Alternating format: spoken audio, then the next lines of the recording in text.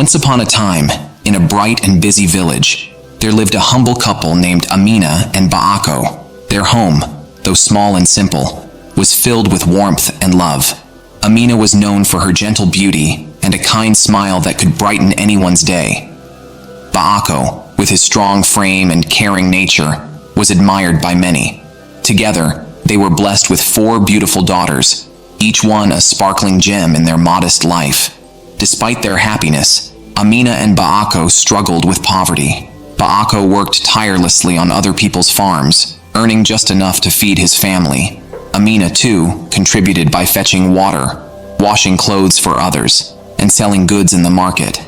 Their daughters, full of life and laughter, were growing up quickly, and the couple often worried about how to provide for their education.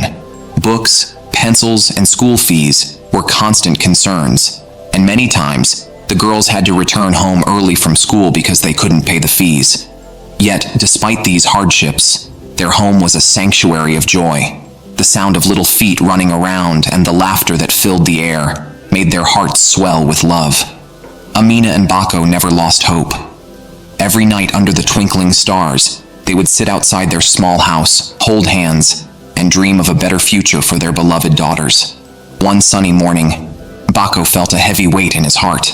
Determined to find a way to improve his family's life, he decided to visit his friend in the neighboring village, hoping for some assistance. As he walked under the vast blue sky, his thoughts were filled with images of Amina and their daughters. He knew he had to do something, but he wasn't sure what. When Baako reached his friend's home, he was greeted with a warm smile. Baako shared his struggles, asking for help. His friend, instead of giving him money, offered something more valuable, a lesson. "Baako," he said, "I won't just give you fish. I'll teach you how to fish so you'll never be hungry again." Though Baako didn't fully understand, he listened carefully, hoping for a solution. His friend then took him to see an old man known as the herbalist, who lived deep in the forest. The herbalist's house was peculiar, covered in strange symbols and surrounded by unusual plants. As Baako stepped inside, a shiver ran down his spine.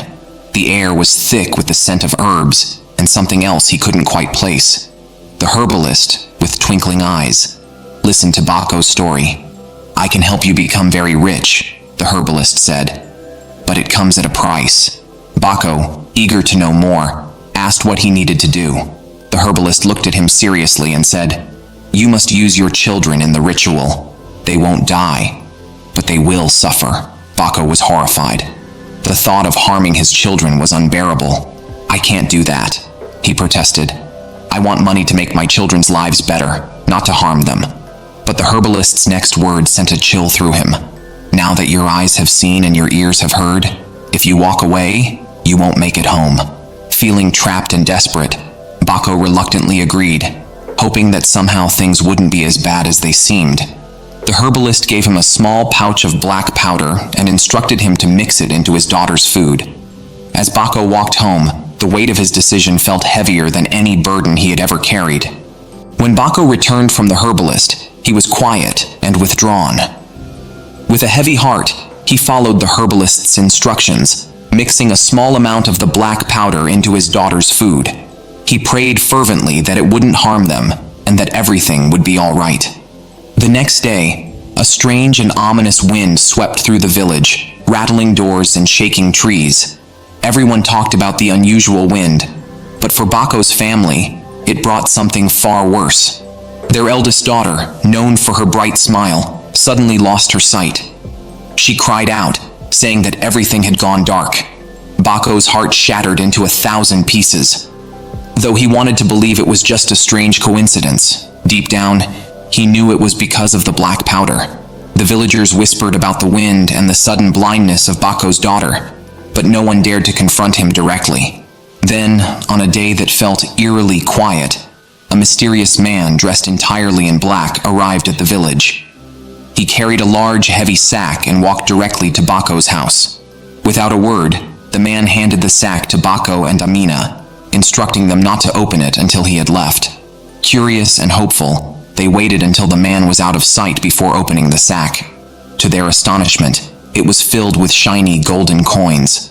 For a moment, their worries melted away. and they danced with joy, thinking their troubles were finally over. But as Amina looked at her now blind daughter, a chill ran through her. The wealth brought by the mysterious man seemed to be a blessing, but it had come at a terrible cost. Bako tried to reassure her, saying it was just a twist of fate. But he alone knew the dark truth. The riches had been bought with a price too high, and the shadow of that price began to loom over their once happy home.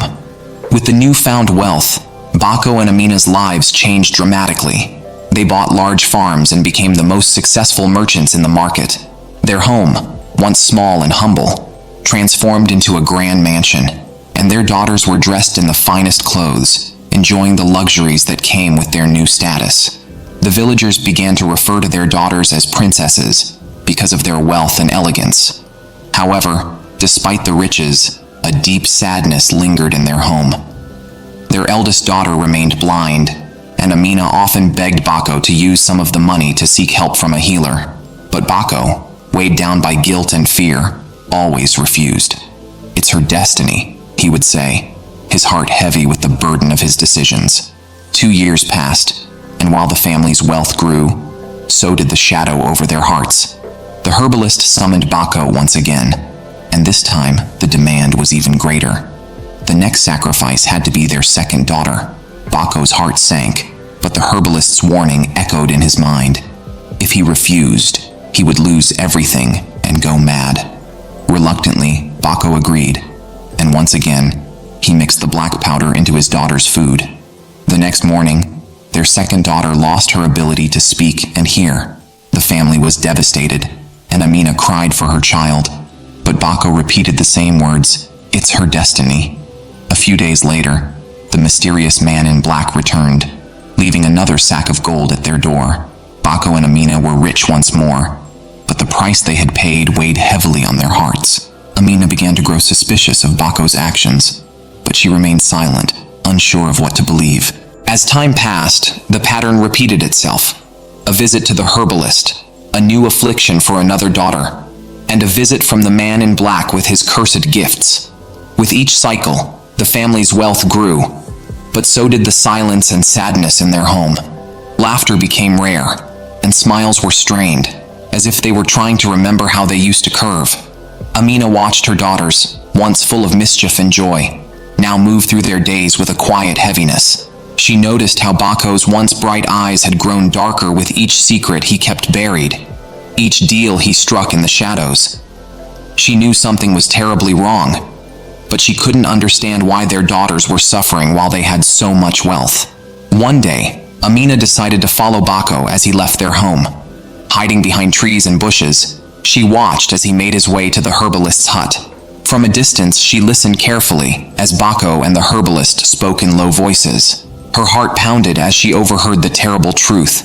The sacrifices Bako had made were the cause of their daughter's suffering. Amina was horrified.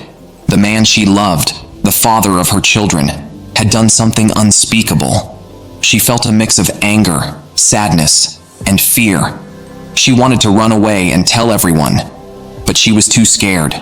The herbalist had warned Bako that they would both go mad if the truth came out. When Bako left the hut, Amina quickly hid, watching him return home with heavy steps. She stayed behind for a moment, trying to gather her thoughts. She knew she couldn't tell anyone without risking her life and the safety of her children. Amina returned home with a heavy heart, looking at her daughters with deep sorrow. She knew she had to find a way to protect them, but she felt powerless. Time passed, and the family's wealth continued to grow, but the cost weighed heavily on Amina's heart. Then one day, Bako was summoned by the herbalist once more. Amina's heart sank as she knew what this meant.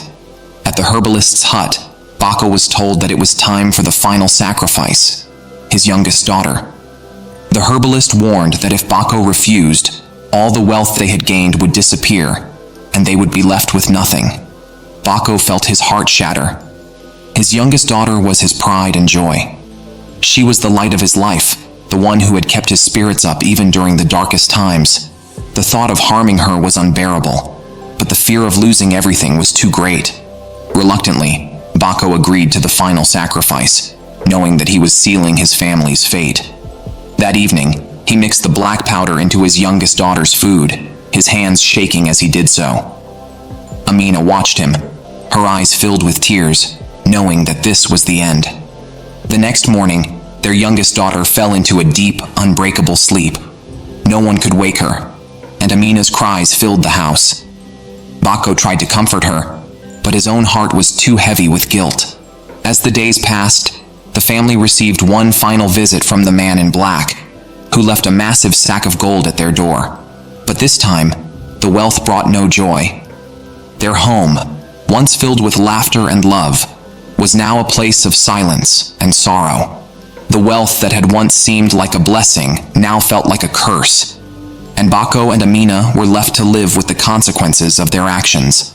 Years passed, and the once vibrant home of Bako and Amina had become a cold and lonely place.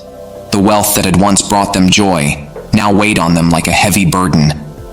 The villagers, once envious of their riches, now avoided the house, whispering about the curses that seemed to haunt it. Bako and Amina's daughters, once so full of life, were now shadows of their former selves. The eldest remained blind, the second still unable to speak or hear, and the youngest lay in a deep, unending sleep. Their once beautiful faces had grown pale, their laughter and smiles long gone. Bako, once a proud and loving father, had become a broken man. He spent his days wandering the empty halls of their mansion, haunted by the choices he had made. Amina, too, was a shadow of her former self. The love that had once filled their home had been replaced by an unbearable sadness. One day, unable to bear the guilt any longer, Bako visited the herbalist one final time. He pleaded for a way to undo the curses, to return his daughters to their former selves, but the herbalist only shook his head. "You chose wealth over your family," he said. "Now you must live with the consequences." Bako returned home, defeated. He knew there was no way to undo what had been done. He and Amina were left to live out their days in the mansion, surrounded by the wealth that had cost them everything they held dear. As the years passed, Bako and Amina grew older. Their daughters, still under the effects of the herbalist's curse, remained unchanged. The once proud family had become a cautionary tale, a warning to others about the dangers of greed and the cost of sacrificing what truly matters in life. The villagers, though still fearful of the mansion, often told the story of Bako and Amina to their children. They warned them never to value wealth over family, to always cherish what is truly important in life. As for Bako and Amina, they lived out the rest of their days in solitude, haunted by the choices they had made.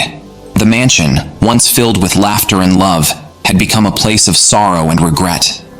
And so, the story of Bako and Amina became a lesson for all who heard it, a reminder that wealth, when gained at the expense of what truly matters, can bring nothing but misery and sorrow. I hope you enjoyed the tale. If so, please like the video, share it with your family and friends, comment on it, and don't forget to subscribe to the channel and turn on the notification bell for more enchanting tales like this one. Goodbye.